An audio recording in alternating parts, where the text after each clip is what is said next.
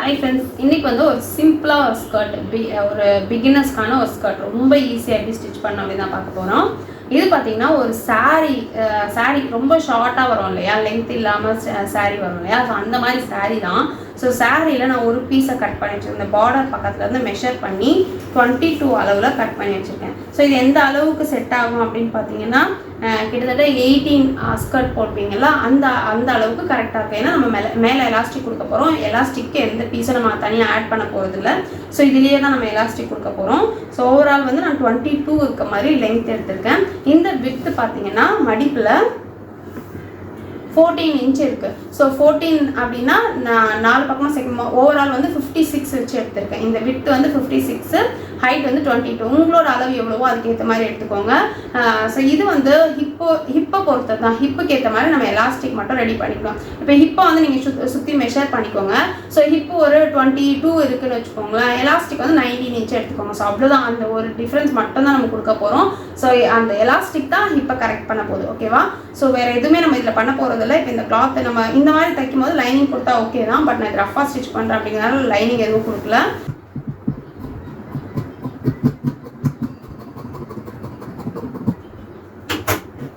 So இதை வந்து double fold பண்ணி இதையும் ஸ்டிச் பண்ணிடலாம், இதையும் வந்து டபுள் ஃபோல்ட் பண்ணி ஸ்டிச் பண்ணிடலாம். இது கண்டிப்பாக ஸ்டிச் பண்ணணும் அப்படிங்கிற அவசியம் இல்லை. நீங்கள் அப்படியே கூட பண்ணலாம், மடித்து தைக்கணும் அப்படிங்கிற அவசியம் இல்லை.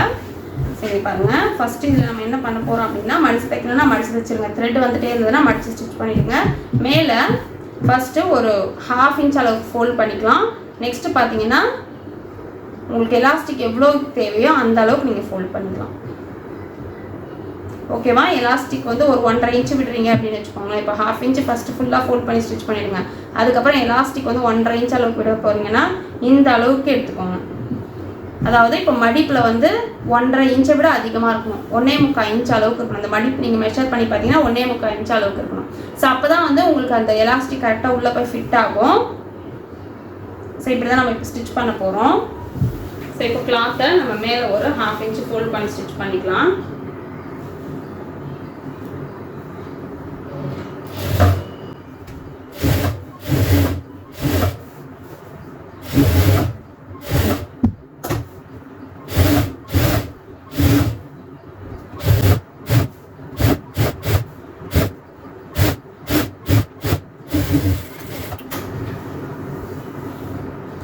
இப்போ பார்த்தீங்கன்னா இந்த எலாஸ்டிக் தான் நான் கொடுக்க போகிறோம், 1.25 இன்ச் எலாஸ்டிக்கு.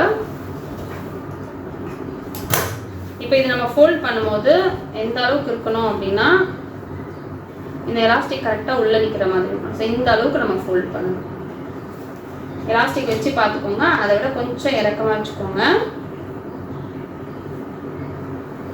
ஸோ வச்சுட்டு தையல் கொஞ்சம் பெருசாக இருந்தாலும் பரவாயில்ல, பட் ரொம்ப சின்னதாகிடுச்சுன்னா எலாஸ்டிக் இன்சர்ட் பண்ண முடியாது.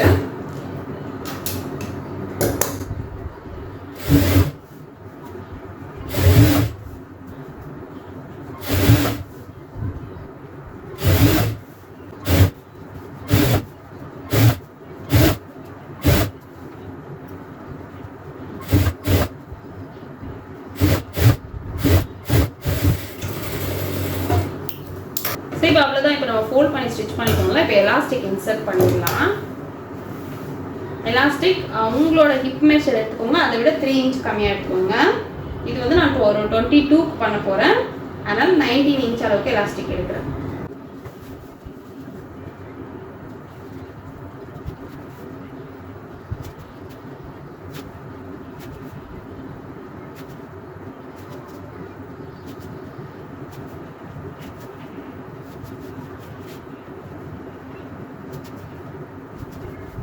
இங்கே பார்த்தீங்கன்னா நீடில் பின் அங்கே வச்சுருக்கேன். இதை வந்து நம்ம ஃபுல்லாக எடுத்துகிட்டு இந்த இடத்துல ஃபஸ்ட்டு ஒரு தையல் போட்டுக்கலாம்.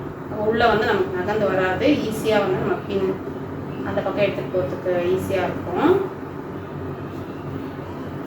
இந்த எலாஸ்டிக்கை கரெக்டாக எண்டில் வச்சுட்டு தையல் போட்டலாம்.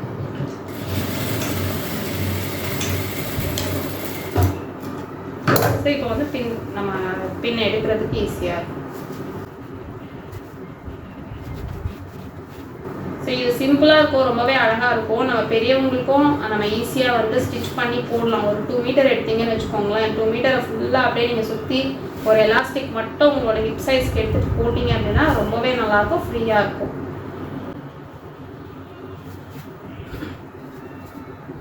ஸோ அவ்வளோதான். இப்போ இந்த பக்கம் எடுத்துட்டோம்ல, இங்கே நம்ம வந்து ஸ்டிச் பண்ணிடலாம். இந்த எண்ட்லேயும் ஸ்டிச் பண்ணிடலாம். மேக்ஸிமம் இது ட்விஸ்ட் ஆகாது, பெரிய எலாஸ்டிக்ன்றதெல்லாம் நீங்கள் செக் பண்ணிக்கோங்க. இருக்கும்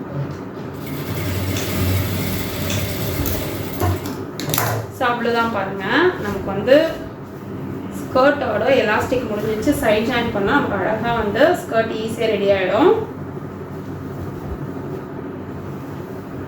உள் பக்கமாக வச்சு சைட் ஜாயின் பண்ணிக்கலாம்.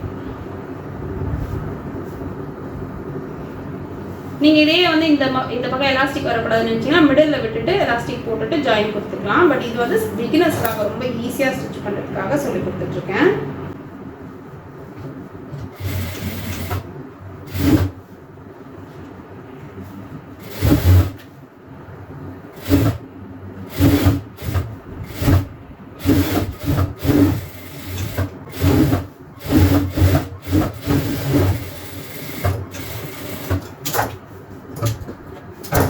ஸ்டிச் பண்ணி வச்சு பாருங்க, அழகாக அவ்வளோதான். நம்மளோட ஸ்கர்ட் வந்து ரெடி ஆகிடுச்சு. உங்களுக்கு கீழே வந்து பார்டர் இல்லை அப்படின்னா நீங்கள் மடித்து ஸ்டிச் பண்ணுற மாதிரி இருக்கும்.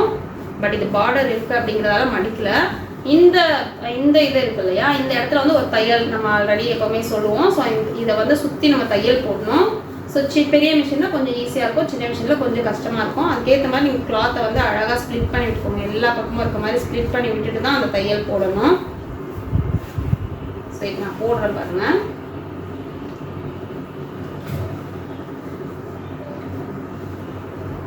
நீடில் உள்ளே போட்டுட்டு கொஞ்சம் தூரம் அந்த கிளாத்தை இப்படி அரேஞ்ச் பண்ணிவிட்டு வச்சுக்கோங்க.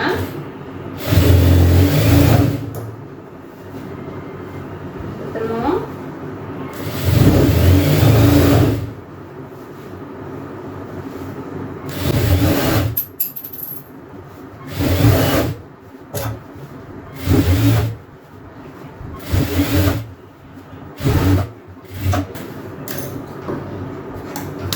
பிகினர்ஸாக இருந்தீங்கனாலுமே இவ்வளோ அழகாக நீங்கள் வந்து ஈஸியாக கொஞ்சம் நேரத்தில் ஸ்கர்ட் ரெடி பண்ணிடலாம். ஸோ பாருங்கள், இவ்வளோ அழகாக இருக்குன்னு பாருங்கள். இது நம்ம எந்த ஃப்ளீட்ஸ் எதுவுமே வைக்கல, பட் ஸ்கர்ட்டோட ஃபினிஷிங் பாருங்கள். இந்த மாதிரி நீங்கள் ஸ்டிச் பண்ணிவிட்டு மேலே வந்து டாப்புக்கு மட்டும் ஏதாவது டிஷர்ட்ஸ் மாதிரி வாங்கி போட்டுக்கிட்டிங்கனாலே ரொம்ப அழகாக இருக்கும்.